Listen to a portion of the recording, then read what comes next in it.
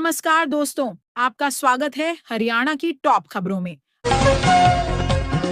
पंजाब और हरियाणा में अगले 24 घंटों के दौरान 50-60 किमी प्रति घंटे की रफ्तार से तूफान आने की उम्मीद है, जिससे अधिकतम तापमान में 2-4 डिग्री सेल्सियस की गिरावट आ सकती है। 3 दिनों में गर्मी से राहत मिलने की संभावना है। हरियाणा सरकार ने बढ़ते तापमान को देखते हुए व्यापक सार्वजनिक स्वास्थ्य सलाह जारी की है। सभी जिलों को हीट हेल्थ एक्शन प्लान लागू करने और हाई अलर्ट पर रहने के निर्देश दिए गए हैं।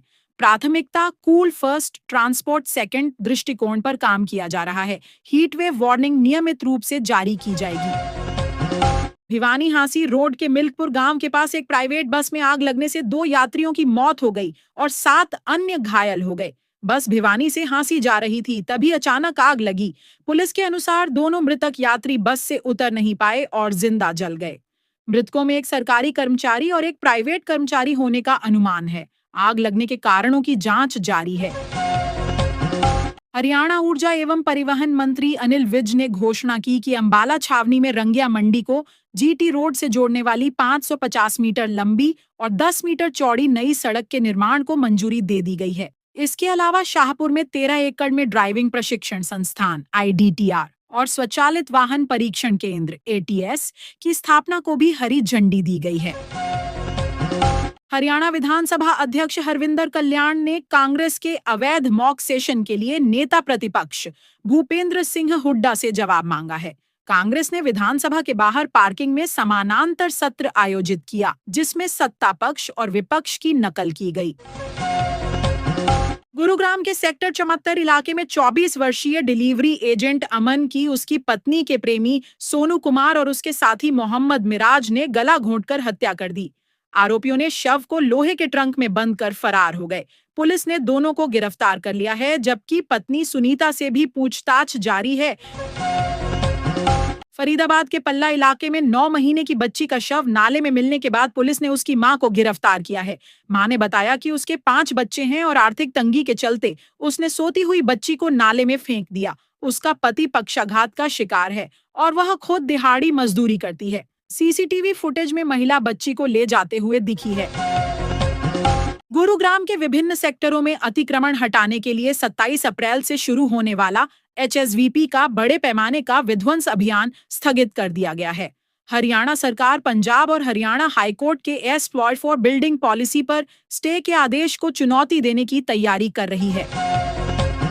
पलवल के किठवाड़ी गांव में एक 23 वर्षीय महिला और उसकी 4 वर्षीय बेटी की दहेज के लिए हत्या करने का मामला दर्ज किया गया है।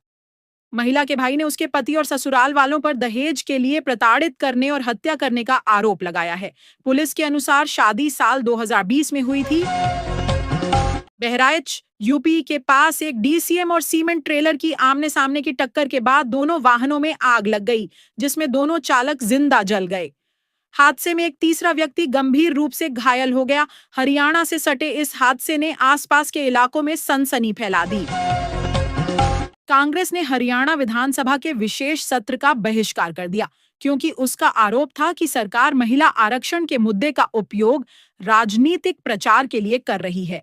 मुख्यमंत्री नायब सिंह सैनी ने कांग्रेस पर महिला विरोधी मानसिकता का आरोप लगाया और कहा कि विपक्ष ने सदन का अपमान किया है। कांग्रेस ने अपने विधानसभा सत्र के बहिष्कार के फैसले से राजनीतिक लाभ गंवा दिया है। सीएम सैनी की अगुवाई वाली बीजेपी सरकार द्वारा महिला आरक्षण के मुद्दे पर बुलाए गए विशेष सत्र के बहिष्कार ने अपेक्षित राजनीतिक टकराव को समाप्त कर दिया। कांग्रेस के नेताओं ने हरियाणा सरकार पर झूठा प्रचार करने का आरोप लगाया है। नेता प्रतिपक्ष भूपेंद्र सिंह हुड्डा ने कहा कि बीजेपी सरकार विधानसभा को राजनीतिक प्रचार के लिए इस्तेमाल कर रही है। भीषण गर्मी की स्थिति में IMD ने हरियाणा सहित उत्तर पश्चिम भारत के कुछ हिस्सों में तापमान 40 DGC से अधिक रहने की चेतावनी दी है। गर्मी से राहत के लिए 28 अप्रैल के बाद तापमान 2 से 3 डिग्री सेल्सियस कम होने की उम्मीद है। हरियाणा के अस्पतालों को हीट संबंधी बीमारियों के प्रबंधन के लिए जरूरी दवाओं, ORS, IV फ्लूइड्स और आइस पैक की उपलब्धता सुनिश्चित करने के निर्देश दिए गए हैं। नागरिकों को सलाह दी गई है कि वे दोपहर 12 बजे से 3 बजे के बीच घर से बाहर न निकलें, हल्के रंग के सूती कपड़े पहनें और पर्याप्त पानी पीते रहें। शराब, चाय, कॉफी और शर्करा युक्त पेय से बचने की सलाह भी दी गई है। एनएचएआई ने पिंजौर बद्दी नालागढ़ राष्ट्रीय राजमार्ग की 4 लेन परियोजना को पुनर्जीवित करने के लिए 518 करोड़ रुपए की मंजूरी दी है। यह परियोजना हरियाणा और हिमाचल प्रदेश के औद्योगिक क्षेत्र के लिए महत्वपूर्ण है और इसके तहत 104 कलवर्ट, 16 छोटे पुल और 5 बड़े पुल बनाए जाएंगे। हरियाणा विद्युत नियामक आयोग HERC ने गर्मियों में बढ़ती मांग को पूरा करने के लिए शॉर्ट टर्म पावर की खरीद को मंजूरी दे दी है। जून में 390 मेगावाट, जुलाई में 693 मेगावाट और अगस्त 2026 में 200 मेगावाट बिजली खरीदी जाएगी ताकि पीक समर डिमांड के दौरान बिजली की कमी न हो और प्राइस वोलेटिलिटी से बचा जा सके। पंजाब और हरियाणा हाईकोर्ट ने एक ट्रांसजेंडर महिला के नाम बदलने की याचिका में राहत देते हुए कहा कि स्कूल रिकॉर्ड में नाम बदलने के लिए मेडिकल सर्टिफिकेट और गजट नोटिफिकेशन जमा करने के नियम पर बड़ा कानूनी सवाल अभी खुला है। कोर्ट ने पंजाब स्कूल एजुकेशन बोर्ड को 3 हफ्तों में आवेदन पर निर्णय लेने का निर्देश दिया। हरियाणा सरकार ने म्यूनिसिपल कॉरपोरेशन चुनावों के लिए ट्रिपल इंजन सरकार का आह्वान किया है। नगर निगम चुनावों में बीजेपी का जोर। यह मुद्दा चुनावों को लेकर बीजेपी और विपक्ष के बीच एक महत्वपूर्ण बहस का विषय बना हुआ है। भारतीय महिला hockey team young tigresses Gurugram Haryana में 21 साल बाद होने वाले टूर्नामेंट से पहले कैंप कर रही है। टीम 2 मई को ऑस्ट्रेलिया के खिलाफ अपने अभियान की शुरुआत करेगी। कुरुक्षेत्र विश्वविद्यालय ने धरोहर हरियाणा संग्रहालय के 20वें स्थापना दिवस पर हवन यज्ञ का आयोजन किया।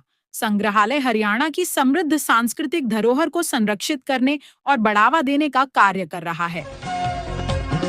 ओलंपिक पदक विजेता मनु भाकर एक क्रिकेट सवाल के जवाब को लेकर वायरल हो गईं। वैभव सूर्यवंशी से जुड़े सवाल पर मनु के जवाब ने सोशल मीडिया पर बहस छेड़ दी है। हरियाणा की इस शूटर ने 2 साल पहले देश के लिए 2 मेडल जीते थे।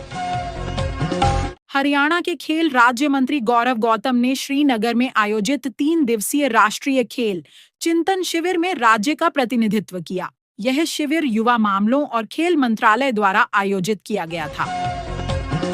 हरदा में 10,000 किसानों ने ट्रैक्टर मार्च किया और MSP गारंटी कानून पर अड़े रहने की बात कही। किसानों ने प्रधानमंत्री मोदी के बजाय अमेरिकी राष्ट्रपति के नाम ज्ञापन सौंपा।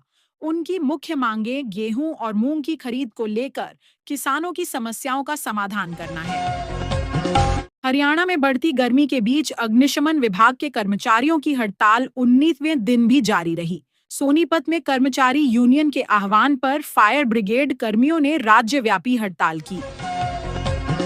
नगर निगम चुनावों के लिए हरियाणा कांग्रेस ने अपना घोषणा पत्र जारी किया, जिसमें भ्रष्टाचार मुक्त, स्वच्छ और आधुनिक सुविधाओं से लैस शहरों का वादा किया गया है। 10 मई को 7 नगर निकायों के चुनाव होंगे। केंद्र सरकार ने IMD की हीट वेव फोरकास्ट के बीच राज्यों से बेहतर तैयारी करने को कहा है। हरियाणा, पंजाब, राजस्थान और यूपी में तापमान 40-45 DGC के बीच रहने की उम्मीद है। विशेष रूप से कमजोर समूहों, बुजुर्ग, बच्चे, गर्भवती महिलाएं के लिए स्वास्थ्य जोखिम बढ़ गया है।